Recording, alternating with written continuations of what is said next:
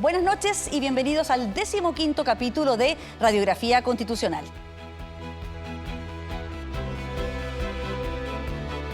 Book, crea un lugar de trabajo más feliz. Y Marley Coffee, un café para todos. Presentan Radiografía Constitucional. Y saludamos a quienes nos acompañan por Canal 13, Tele 13 Radio y todas nuestras plataformas online de forma simultánea. El cambio climático es generalizado, rápido y se está intensificando. Es la conclusión del panel de expertos de Naciones Unidas en su último informe. Lo vemos en Europa, asolada este verano por una intensa ola de calor e incendios, y lo vemos en nuestro país, que sufre ya 14 años de la peor sequía de su historia. Y la responsabilidad humana es innegable. Por ejemplo, los mismos expertos de la ONU dicen que las emisiones de gases de efecto invernadero procedentes de las actividades humanas son responsables del alza en más de 1 grado Celsius de la temperatura del planeta. Es decir, la protección del medio ambiente es un imperativo y nadie lo niega. La propuesta de nueva Constitución incorpora esta preocupación y la pone en el centro de un texto que hasta nos redefine como un Estado ecológico y con la consagración de más de 50 normas que protegen nuestra naturaleza y ecosistemas. El problema es que Chile vive de sus recursos naturales. Somos el primer productor de cobre del mundo y el 2021 la minería fue casi el 15% del PIB, por ejemplo. La propuesta de nueva Constitución establece importantes cambios en la propiedad del agua y consagra a varias de nuestras riquezas naturales como bienes comunes que podrían dificultar su explotación. Hoy, en Radiografía Constitucional, debatiremos sobre cómo deberían conversar en el Chile hoy y en el Chile que viene la protección del medio ambiente con un desarrollo económico obligatorio para financiar, por ejemplo, los nuevos derechos sociales. Todo esto en medio de un difícil e inédito contexto de estancamiento desde inicio de siglo de nuestro crecimiento y una crisis mundial por el cambio climático. Bienvenidos. El protagonismo del medio ambiente en la propuesta de nueva Constitución tiene al menos 2 evidencias. Una, es el tercer capítulo del proyecto, inmediatamente después del de derechos fundamentales y antes de los que regulan la participación ciudadana y todas las instituciones. 2, muchos convencionales propusieron que la palabra naturaleza debía quedar escrita con mayúsculas para mostrar su importancia en el texto. Finalmente quedó en minúsculas, pero eso no impidió que la propuesta defina a Chile como un Estado ecológico y que haya más de 50 normas sobre la materia. Para empezar, dice que la naturaleza y las personas forman un conjunto inseparable, al punto que se podrían restringir ciertos derechos con tal de proteger el medio ambiente. También dice que la naturaleza tiene derechos, lo que solo existe hoy a nivel constitucional en Ecuador. El agua es otro ejemplo. Ya no habría propiedad sobre los derechos de agua como ahora, sino solo autorizaciones de uso que podrían caducarse. O sea, es el Estado el dueño y quien otorga las autorizaciones, sin que éstas puedan transferirse o heredarse. El agua es uno de los 13 bienes comunes naturales que detalla la propuesta. La lista incluye también las playas, la alta montaña, el subsuelo y los glaciares. En estos últimos se excluye cualquier actividad minera. El debate está abierto. ¿Tiene sentido conceder derechos a la naturaleza? ¿Cómo se resuelven los conflictos entre esos derechos y los de nosotros las personas? ¿Conviven bien en la propuesta constitucional el cuidado del medio ambiente y el desarrollo económico? ¿Cómo lo hacen otros países para proteger el medio ambiente?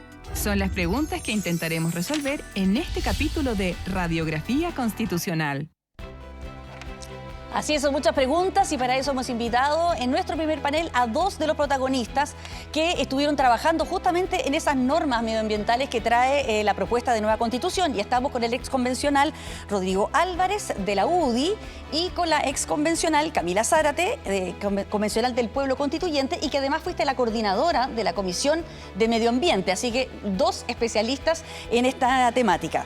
Quiero partir con Camila porque yo escuché tu discurso cuando te presentaste ante la convención y la verdad que fueron bien, no sé si llamarle duros, pero bien explícitos, que teníamos un grave problema con la protección del medio ambiente en Chile, la sobreexplotación, en fin, una serie de cosas que tú decías que solo se podían solucionar con una ecoconstitución. ¿Es esta una ecoconstitución la propuesta? Bueno, Mónica, primero agradecer la invitación y por supuesto también agradecerte por la pregunta, porque justamente, ya lo hemos dicho, estamos en una situación crítica y yo creo que sobre todo los jóvenes entendemos que tenemos una incerteza respecto al futuro debido a esta situación climática y ecológica que estamos viviendo. Es climática, ya lo venían diciendo, pero también ecológica. En nuestro país tenemos 188 comunas con decreto de escasez hídrica, 6 de cada 10 chilenos viven en una zona saturada, tenemos una sobreexplotación también de los elementos de la pesca, ¿cierto?, o recursos pesqueros, sobre el 70%. La misma pasa con la degradación de los suelos. O sea, estamos en una situación crítica. Pero mi pregunta es si tú quedaste satisfecha con las normas y si esto se podría llamar una constitución, una ecoconstitución. Claro, nosotros de hecho desde el movimiento socioambiental incluso queríamos más normas, pero creemos que lo que se logró, y bien lo han dicho también muchos expertos, logra hacerse cargo de los principales desafíos climáticos, tanto de Chile como en el mundo, y nos pone en la cabeza de un desafío que tenemos que asumir como país. ¿Estás de acuerdo? No, no estoy de acuerdo en general en la respuesta que tuvo la Constitución. Por supuesto estoy totalmente de acuerdo, y todos, en que estamos en una situación de crisis climática, lo describe también el artículo 129 de la Constitución, que tenemos que avanzar profundamente en un mayor cuidado de la naturaleza y del medio ambiente. Lo que estoy en desacuerdo, y me parece que fue equivocado, por confuso, por indeterminada, muchas de esas 50 normas que tú aludes. La Constitución nunca hay que olvidarla, es un pacto social, pero también es una norma jurídica, que el día de mañana va a haber que interpretar. Yo creo que la gran cantidad de adverbios, verbos, sujetos, de normas extraordinariamente amplias va a producir un problema a la larga. Un problema económico, que también tú señalabas, pero más importante aún, un problema de aplicación. Una de las principales dudas que tenemos, ¿qué es un Estado ecológico? Que lo define, que define a Chile como un Estado ecológico. Es una de las primeras preguntas que se va a hacer, pero incluso eso está en un artículo mucho más amplio. No está la verificación para un efecto de interpretación jurídica, pero hay una enorme cantidad de normas, hay una enorme cantidad de principios. ¿Qué es una acción climática justa? Y principios que no están adecuadamente o históricamente registrados en la Constitución. Este va a ser el gran problema. La intención era correcta, una mayor protección del medio ambiente y la naturaleza. El resultado yo creo que es confuso y finalmente equivocado, y no va a colaborar con esa protección que todos queríamos. ¿Qué es para ti un Estado ecológico? ¿Qué significa? Tiene dos aspectos el Estado ecológico. En el artículo 1 se define bien claro, en el inciso segundo, cuando se dice que tenemos una relación indisoluble con la naturaleza, tiene una perspectiva, ¿cierto?, de pedagogía, de establecer también una visión distinta, de relacionarnos con la naturaleza, y a su vez tiene una función pública por parte del Estado, en que el Estado se define como aquel que tiene que generar una administración ecológicamente responsable. Eso se encuentra tanto en el capítulo de principios como también en el capítulo de naturaleza y medio ambiente.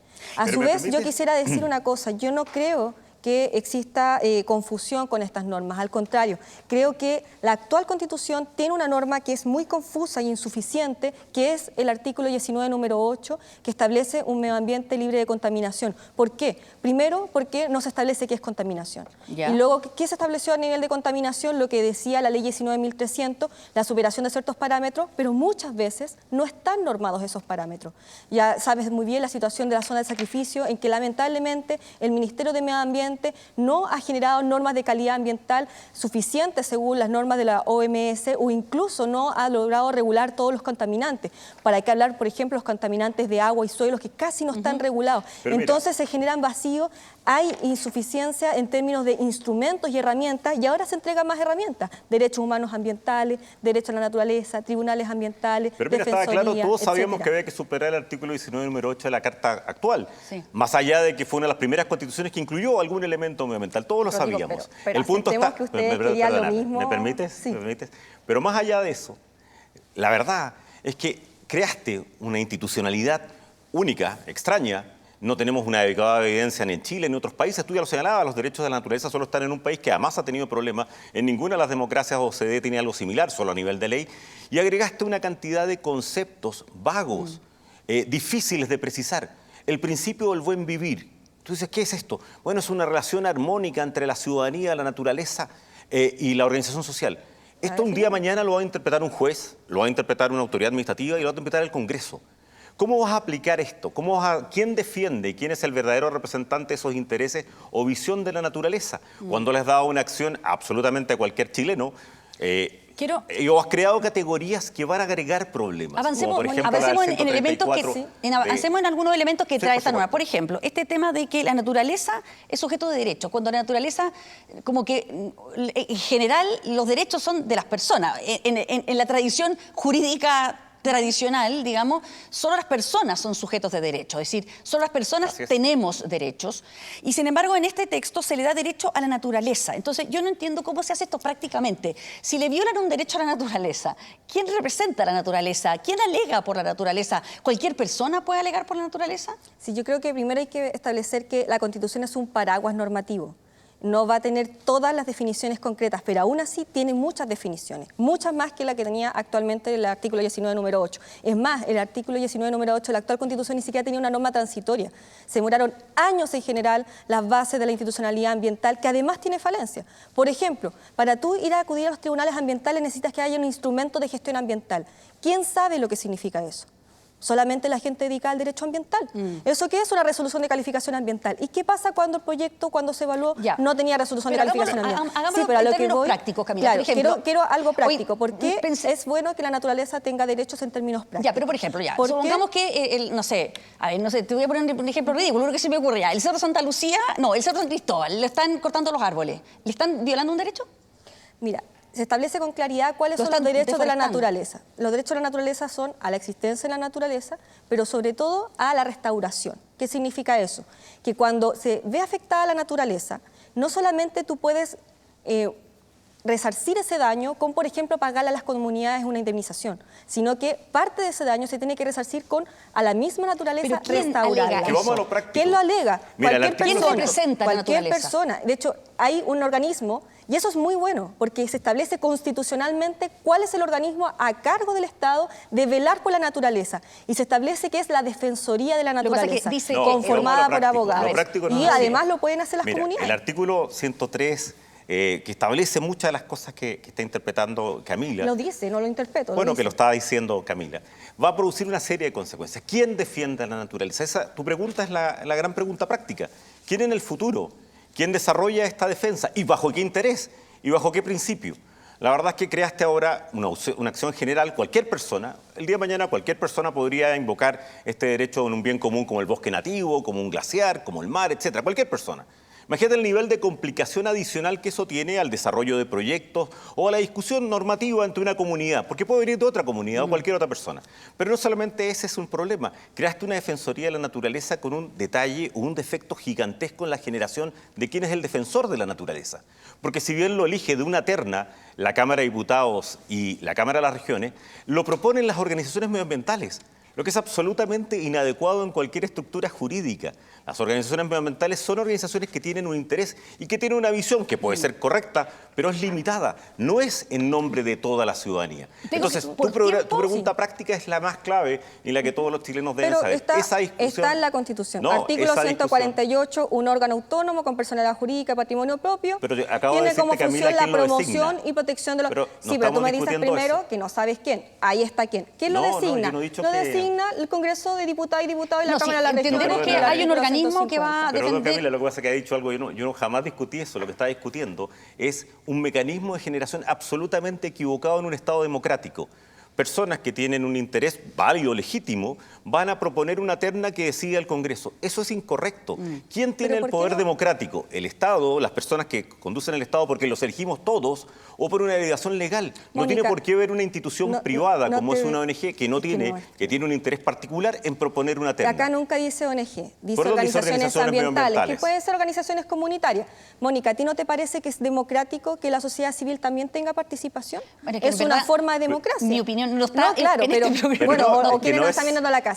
La democracia no es solamente la democracia representativa, que es ir a elegir a personas cada cierto año. La crisis de la institucionalidad nos viene a decir está claro que la sociedad civil también tiene otra forma de democracia. Quiero pasar ahí tenemos el agua y los bienes comunes naturales. Esta es la responsabilidad del interés público. Le digo a los chilenos, ¿quién debe elegir las autoridades que toman decisiones? Yo creo que esos son o los que democráticamente elegimos todos o aquellos que tienen un poder derivado de la ley.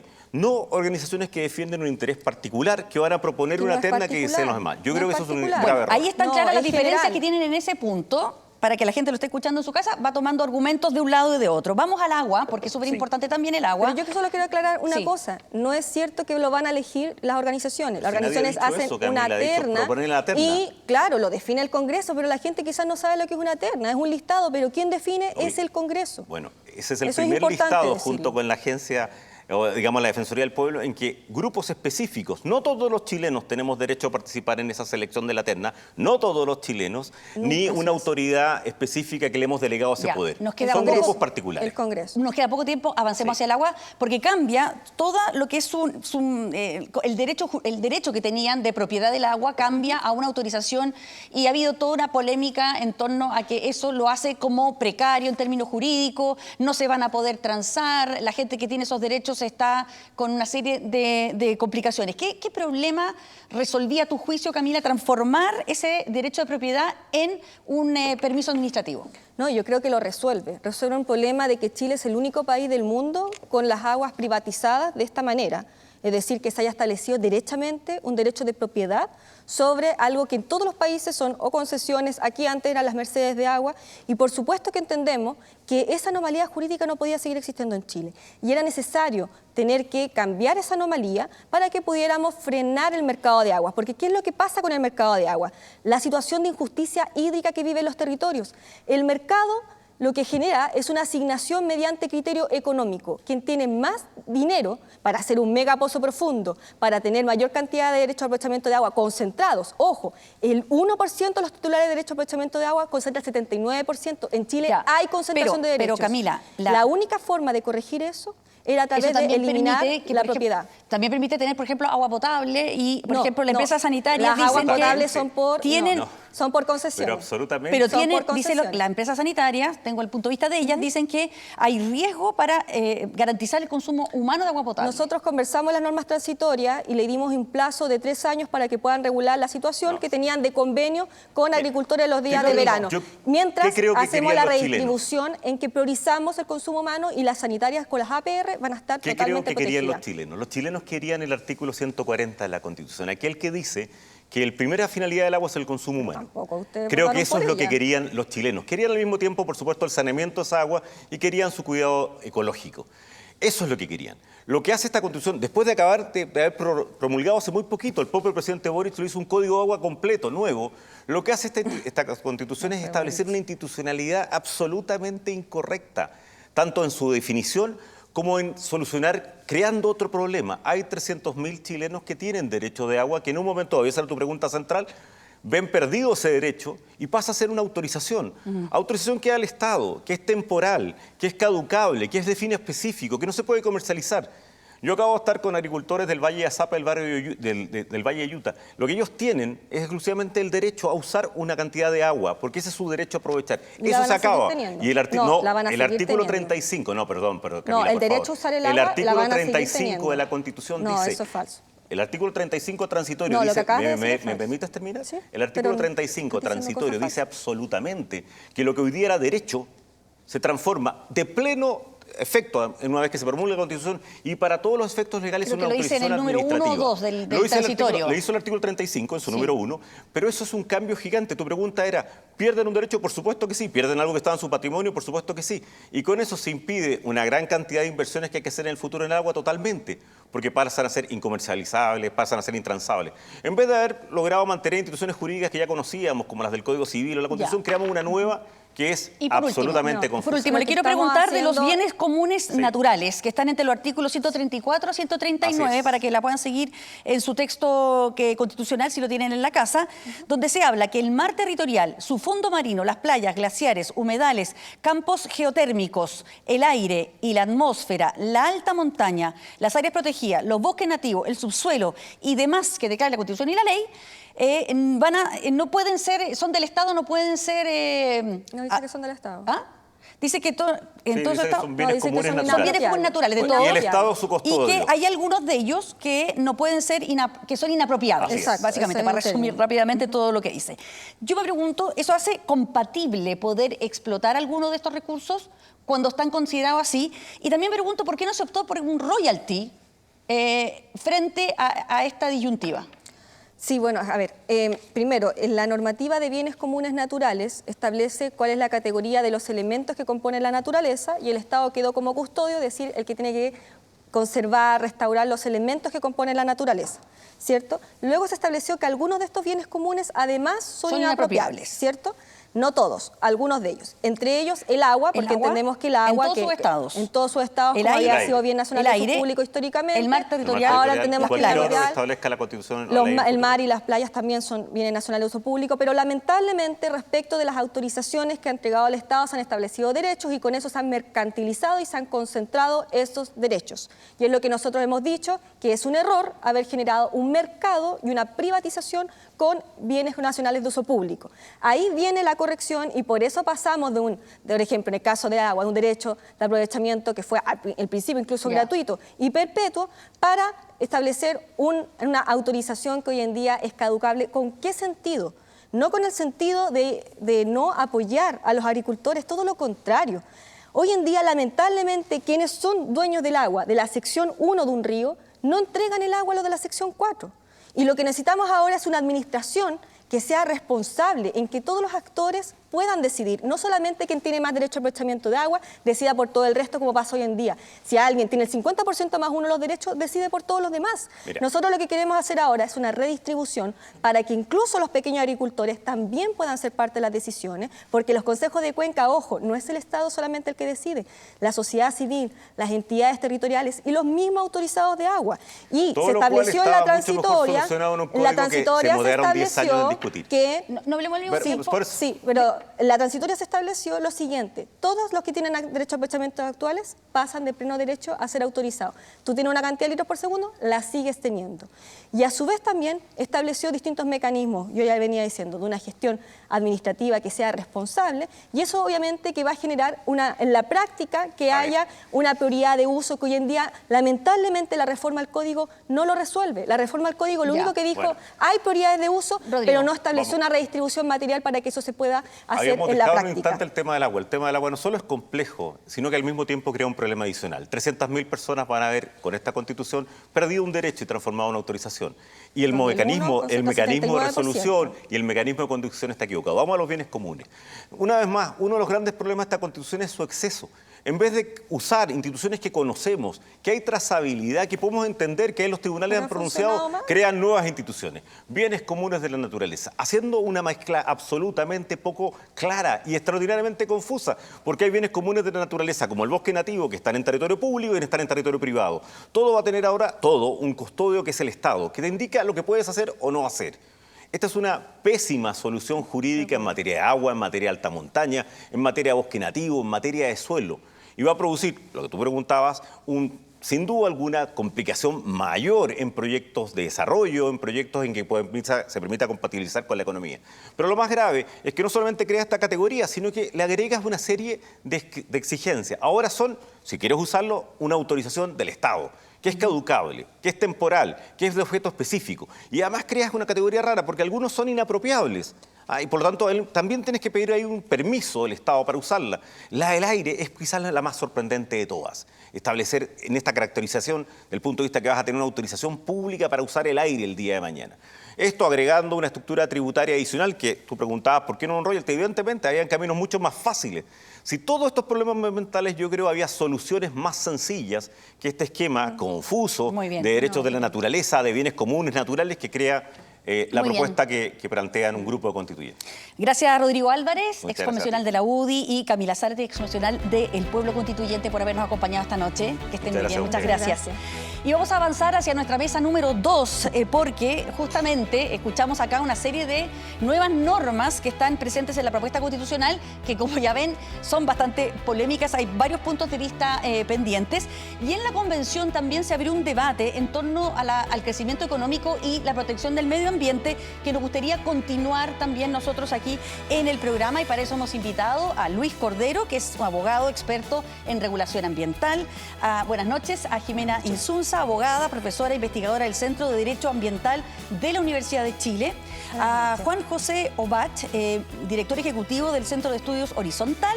Y también a Hans Eben, ejecutivo de empresas y líder del grupo Compromiso Cambio Climático de la CPC y CARE. ¿Cómo están? Buenas noches.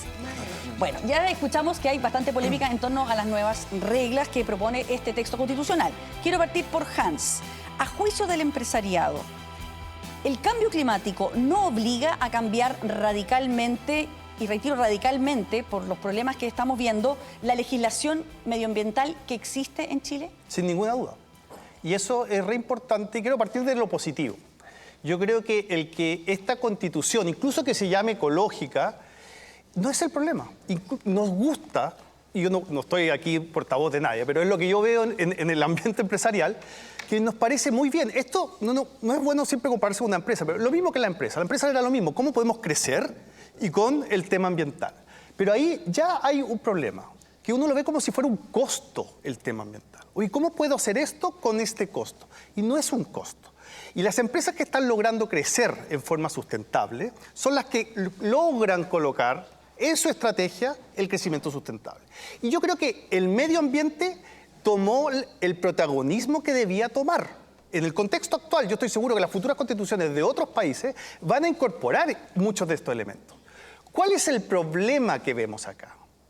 Que las empresas, a alguno le gustará o no, somos los que más podemos, junto a otros actores, junto al Estado, llegar a esas soluciones del cambio climático y del medio ambiente. Hay empresas que llegan a 2.500 millones de personas al día.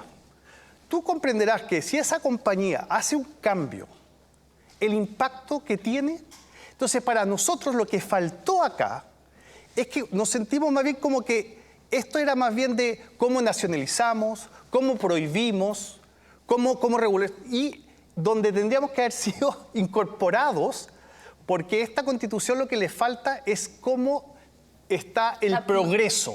¿Marginaron a la empresa privada, dices tú? Yo creo que no, o sea, con esto tuviste la reciente discusión que hubo. O sea, si esa discusión se va a durar 3 años para algunas normas, estamos tremendamente preocupados.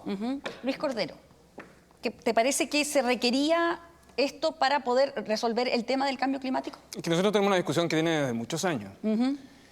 Hay algunas cosas que me gustaría hacerme cargo de lo que dijo Rodrigo, ¿no? O sea, las normas constitucionales por definición son interpretables, ¿no? Y pretender certeza absoluta es algo de ingenuidad. Entre otras cosas porque la implementación mediante ley y autoridades administrativas es la que le da contenido. Y eso creo que es relevante por 2 motivos. El primero, porque la pregunta es por qué nosotros llegamos a un texto como el que tenemos en la propuesta, que yo creo que hay algunas razones que uno podría dar. Una de las razones que tiene detrás de esto es el cúmulo de conflictos ambientales que teníamos acumulados con las reglas que tenemos hasta ahora, en el fondo, ¿no? Porque yo creo que para poder enjuiciar razonablemente bien el momento en el que estamos, uno tiene que comprender las trayectorias. Y eso tiene que ver, entre otras cosas, con que teníamos instrumentos, y tenemos instrumentos de gestión ambiental muy localizados, y tenemos poca gestión global, ¿no? Y de hecho lo que hace el texto, que en parte, en mi opinión, se pierde en las discusiones como la que tuvimos recién, es la pregunta de cuál es el enfoque global que tiene. Bueno, es un enfoque ecosistémico. De hecho, este texto, si uno lo compara con la ley de cambio climático, que se promulgó y se publicó ahora en mayo, que además la presentó el propio presidente Piñera, aunque además la ciencia estuvo acompañando ese proceso, tiene enfoque ecosistémico.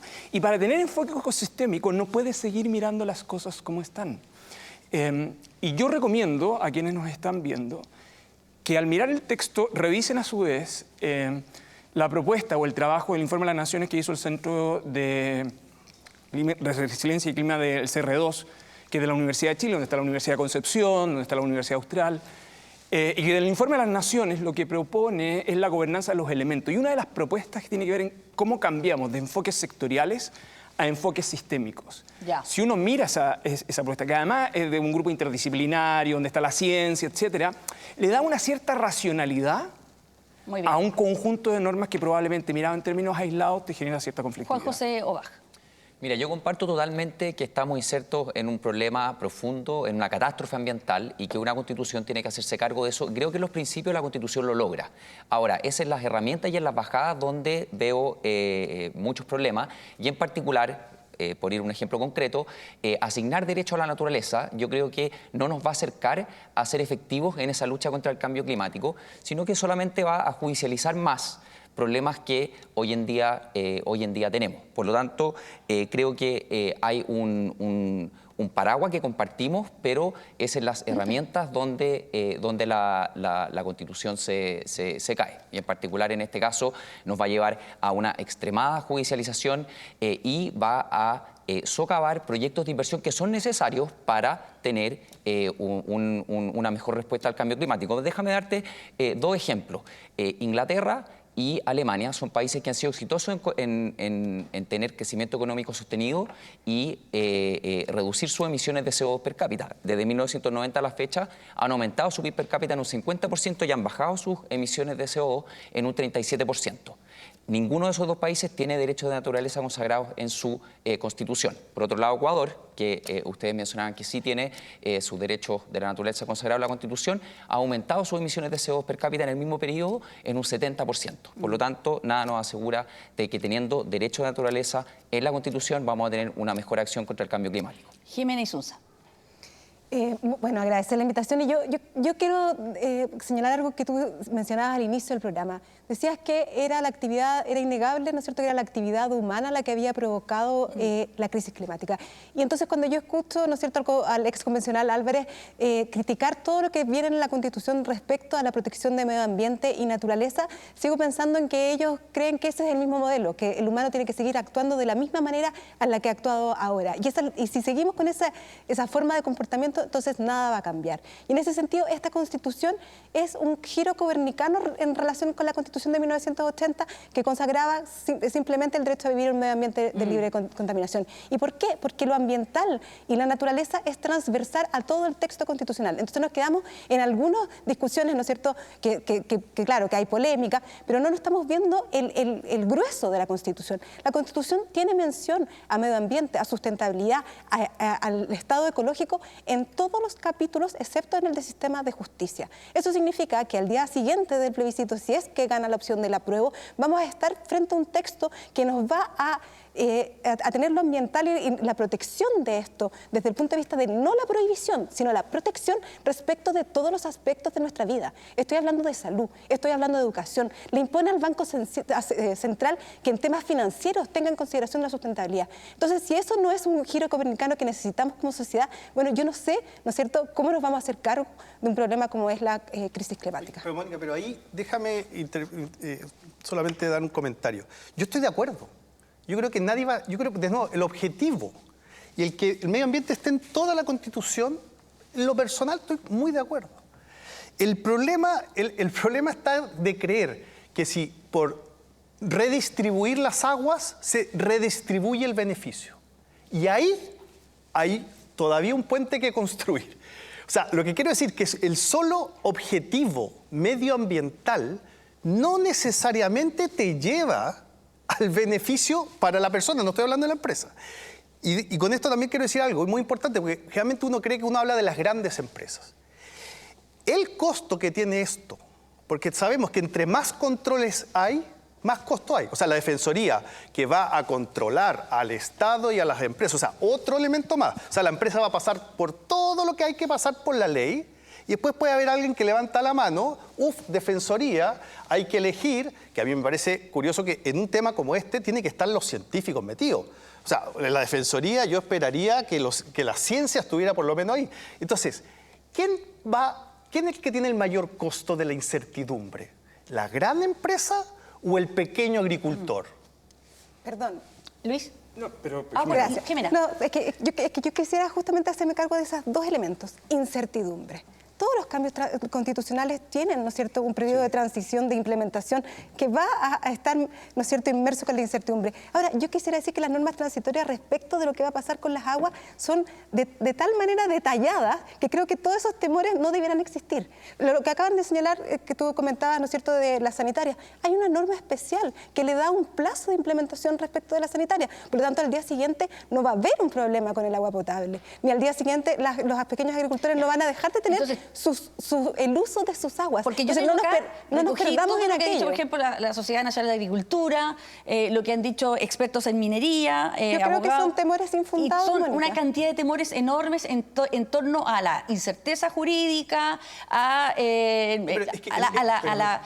y esa incerteza generando una dificultad para hacer inversiones que suelen ser cuantiosas y de largo plazo, ¿no es cierto? Pero dos cosas que yo me quiero hacer cargo de un punto de Juan José, porque, y al propósito del tema de las incertezas, todos los cambios regulatorios generan incertezas, todos, los que hemos tenido antes y los que tendremos hacia adelante, ¿sí? Y de hecho, la idea de certeza jurídica como una idea de estabilidad perpetua es una ilusión, y lo ha sido siempre. La pregunta es cuáles son las reglas institucionales para encauzar esos procesos. Yo creo que esa es la pregunta genuinamente relevante, en el fondo, ¿no?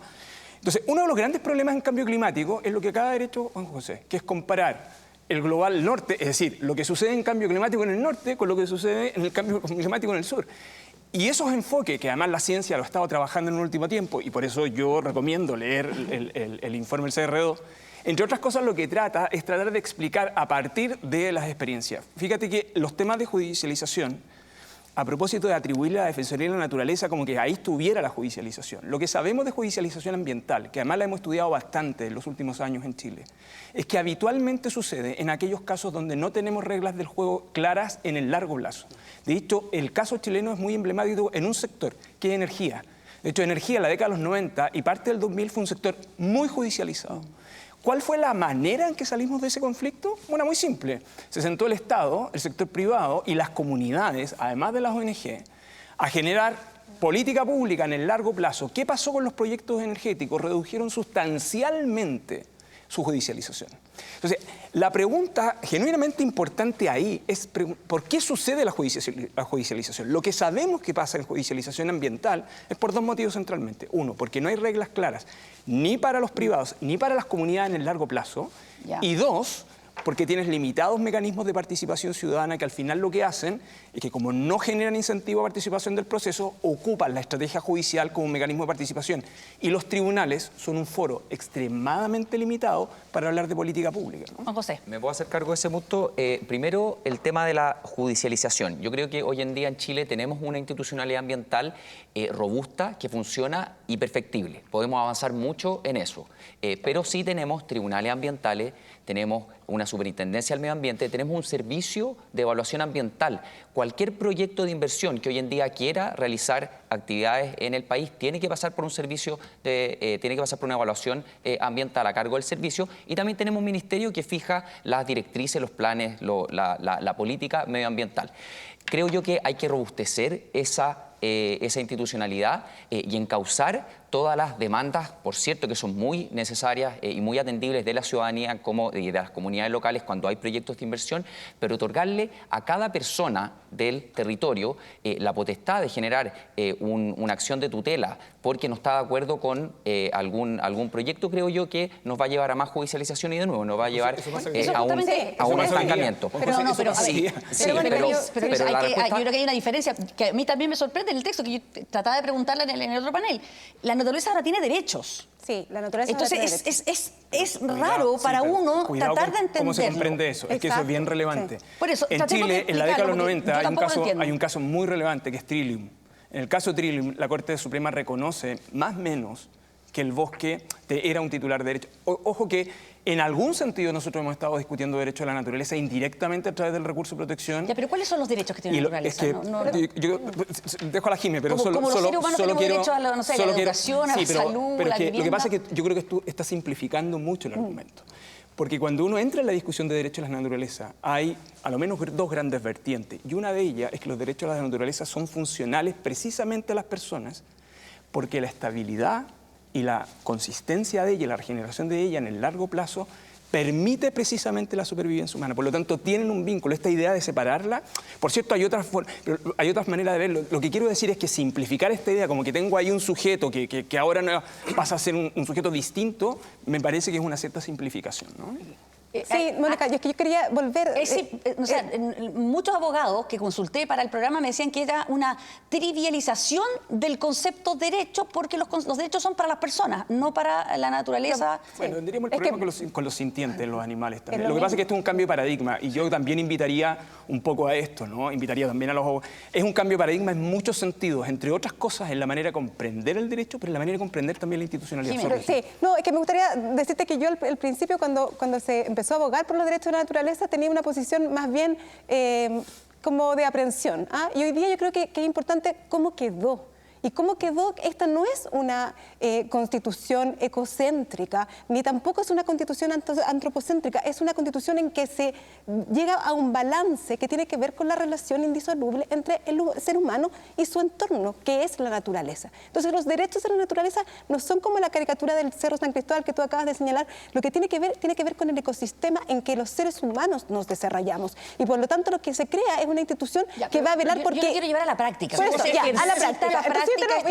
Hoy día los humedales son ecosistemas. Sí. Los humedales hoy día tienen protección cada vez que se le pedía a la Corte Suprema un pronunciamiento sobre los humedales, incluso sin un acto administrativo. Es decir, las reglas del juego no están claras, pese a que haya una ley de humedales. Si es que nosotros no logramos tener las reglas del juego claras, cada uno de los ecosistemas va a poder ir a pedir, ¿no es cierto?, a través de las personas, su protección, y vas a tener una diferencia entre la protección de los ecosistemas, lo que no tiene sentido. Nosotros necesitamos una regulación que sea un pacto social, y eso es lo que está buscando la nueva Constitución al darle derecho a la naturaleza. Sí, déjame llevarlo un poco, tú dijiste, a la práctica. Porque los derechos, y aquí Luis y Jimena van a saber mucho más del tema derecho, yo no soy abogado, así que no me voy a meter en ese terreno. Yo al contrario, me pasó un poco distinto. Yo al principio de los derechos como que encontré, bueno, dije, mira, van a estar protegidos, y después cuando empecé como a ver lo que significaba, me fui para atrás. Pero déjame ir a lo concreto. Primero, las empresas, los ejecutivos, los empresarios, no queremos el status quo. O sea, esto no estamos defendiendo ni la Constitución actual, ni que queremos que... No, queremos movernos. ¿Por qué queremos movernos? Porque sabemos que si no nos movemos junto con este medio ambiente, cambio climático, no vamos a subsistir. Eso está claro. Entonces, hablaban de reglas claras. Y aquí Jimena, capaz que es una pregunta o una aseveración, no sé. Jimena tiene razón. El día 5, los que tienen derechos de agua van a poder seguir usando esos derechos. Sí. Eso sí. Eso no es que ahora ya no tengo agua. Pero con otro estatus jurídico. Con otro estatus jurídico. Ahora, ¿qué es lo que pasa? Y aquí voy a la práctica. Esa persona, si quiere vender, pequeño agricultor, quiere vender su terreno, ¿tú se lo comprarías si no sabes si en 3 años más vas a poder seguir teniendo agua o no? Entonces, cuando hablan de reglas claras, está bien, uno dice 3 años.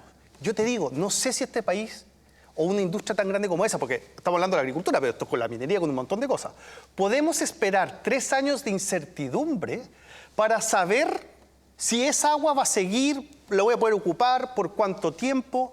Eso encuentro yo que es de suma gravedad. Yo creo que acabas de decir algo que... Juan José, primero, sí. Porque ya, para darle un poco de palabra a este lado de la mesa. Sí, me quiero hacer cargo del tema de los cambios y la incertidumbre que conllevan los cambios. Al igual que Hans, yo también creo que particularmente yo y desde Horizontal hemos estado abiertos a los cambios, sobre todo en un tema tan importante como es el cambio climático. Pero aquí, sobre todo en el tema del agua, yo creo que hay una mala idea. No es un tema de incertidumbre. Yo creo que terminar de la noche a la mañana con los derechos de agua, con todo el daño patrimonial que eso implica para los pequeños agricultores, terminar la comercialización de esto. Un ejemplo muy concreto, ¿qué pasa si un agricultor tenía arrendado sus derechos de agua? ¿Qué va a pasar con eso? Otro ejemplo muy concreto, hoy en día la empresa sanitaria que abastece de agua potable a Santiago, en el verano tiene un acuerdo comercial con los canalistas del Maipo para poder abastecer de agua potable a Santiago en esa época del año. ¿Qué va a pasar el 5 de septiembre si es que llega a ganar el apruebo con ese acuerdo comercial? Es que yo creo que hay una mala idea. Ahí nos sinceramos. No, el problema no es la incertidumbre. El problema es que ya cómo se estaban utilizando y el mercado del agua va a dejar de existir. Entonces, cambiemos los conceptos. Ya, pero ¿qué va a pasar concretamente? ¿La gente va a tener agua? La gente va a tener agua al día siguiente, tal como lo acaba de decir Hans. Sí, no va a haber ningún problema. Va a tener agua. El pequeño agricultor va a poder sembrar tranquilamente. Y si no quiere sembrar, y si quiere vender. Y si quiere vender, ¿no es cierto? Entonces lo que va a pasar es que va a mostrar la norma transitoria que dice que se puede cambiar el titular de la autorización de uso de agua previo, ¿no es cierto?, que se vaya a la Dirección General de Agua, lo que va a venir después de la Agencia Nacional de Agua. No es que la Constitución no prevea, ¿no es cierto?, que pueda haber un cambio de titularidad. Yo creo que por supuesto que puede después, más adelante... Dice y de con hecho, autorización. O sea, lo que se busca, del interregulador. de nuevo, lo que se busca es que haya un uso de las aguas que vaya a las tres vertientes para la cual el agua tiene que estar concebida en este nuevo paradigma. ¿Y el código el código hoy día lo hace, pero no prioriza, ¿no es cierto? Entonces vas a tener el agua potable, el agua para los ecosistemas y el agua para las actividades productivas. Y ¿sabes qué? Quería corregirte en algo. El estatuto minero no hace ningún cambio y por eso no estamos aquí hablando de minería. Porque la regulación de la Constitución en el Estatuto Minero no tiene un cambio tan trascendental como este. Sí. ¿Por qué? Porque lo deja la ley. Y quizás ahí vamos a tener, ¿no es cierto?, una conversación que tiene que ver con los poderes representativos. Y quizás en el agua se podría haber tomado la misma decisión. Pero ¿sabes por qué no se tomó? Probablemente por lo que decía Luis. Porque el contexto social que llevó a esa regulación de agua tiene que ver con que justamente lo que decía Juan José, en los últimos 40 años ha existido un mercado en el cual la gente percibe que ha habido un abuso de la utilización del agua y por lo tanto tenía que haber un cambio que fuera un cambio más bien desde el punto de vista de gradualidad, un cambio intenso. Dos cosas. Una, el Código actual de agua sí prioriza el consumo humano por sobre otros usos. También establece que el agua es un derecho humano y también establece que los derechos de agua son solo otorgables por un plazo fijo de 30 años. Después de la modificación. Después de la modificación. Sí, claro, a mí me parece que es bien relevante entender las trayectorias, que lo que a mí me preocupa en el debate del texto constitucional es omitir las trayectorias. Nosotros estamos metidos en el problema de aguas. ¿Y por qué se transforma en tan prioritario? Porque esta es una discusión que viene, para ser franco, desde la reforma agraria. Y lo que hace la Constitución del 80 en su redacción es una reacción a la reforma agraria. Y por eso tiene la particularidad de constitucionalizar, es curioso, una autorización administrativa dándole, una concesión administrativa, dándole la categoría de propiedad. Por eso es tan excepcional en el mundo ese modelo. Y quiero recordar que una vez que retornó la democracia, uno de los primeros proyectos de la administración Elwin está vinculada a la modificación del Código de Aguas. Yo invito a todo el mundo a leer el mensaje del presidente Elwin. En ese proyecto, de ese proyecto anticipa lo que estamos discutiendo después, entre otras, la duración, entre otras, el uso, la gestión de cuenca. Nos demoramos 15 años, el 2005, con 2 impugnaciones al Tribunal Constitucional y lo que terminamos es una modificación corta del Código. Es que ¿sabes por qué quiero hacer la precisión? Porque Rodrigo dijo, se demoraron 10 años en sacar la última reforma al Código de Agua. Por favor, estamos discutiendo este tema desde 1990. Y lo que hemos tenido... y esto lo resuelve. Lo que quiero decir es que la solución que finalmente termina en la propuesta es de un tránsito inevitable que veníamos discutiendo en los 90. Luego tenemos problemas de implementación, yo en eso estoy de acuerdo.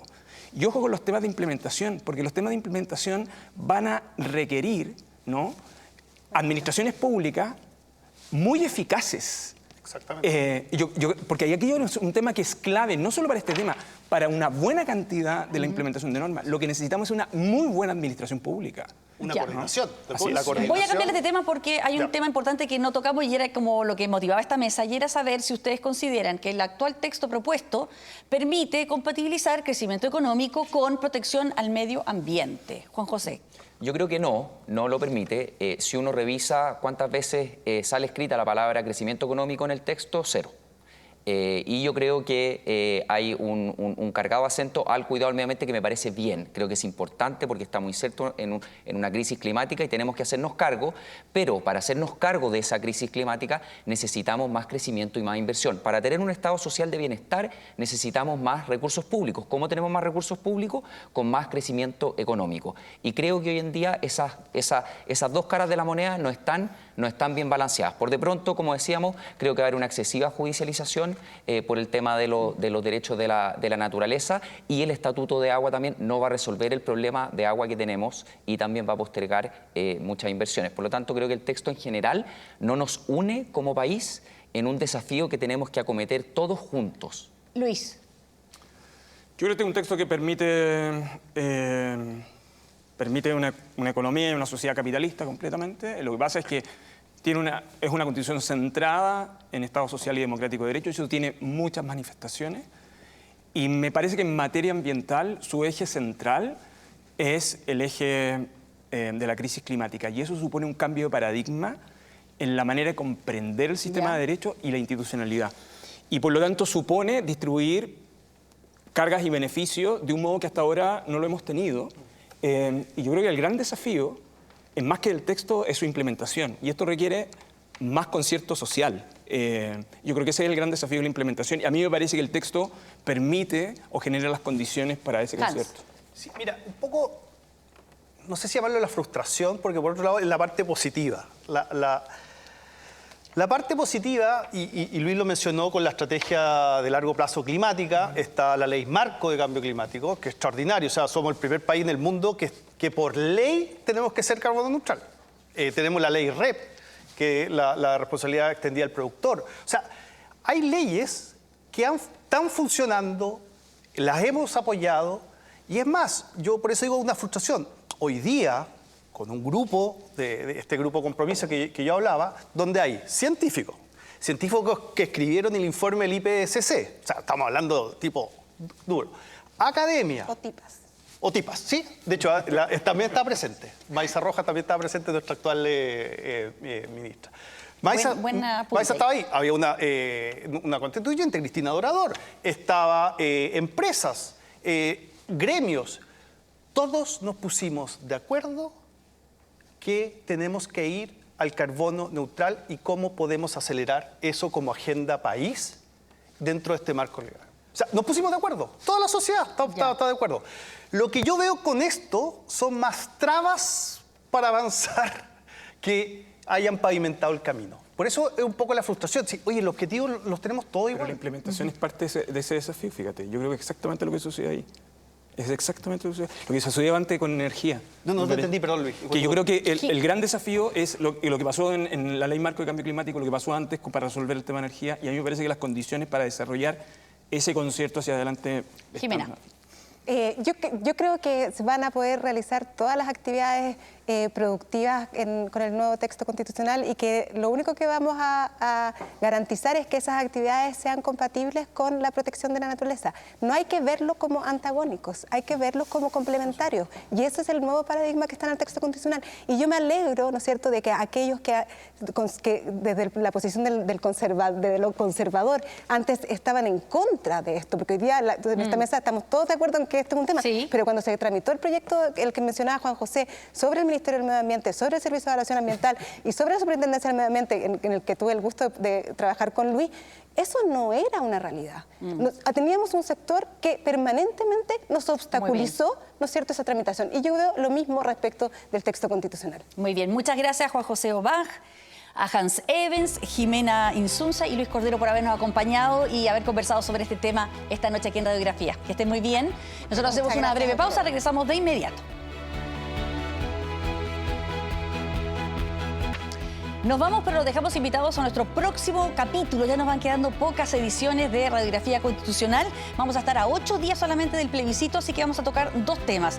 Tanto los caminos que propone el apruebo y el rechazo después del 4 de septiembre. Y también vamos a hacer un perfil del votante indeciso. Lo hemos llamado el Ciudadano X. Así que lo dejamos invitado para el próximo jueves a las 10 de la noche. Radiografía Constitucional.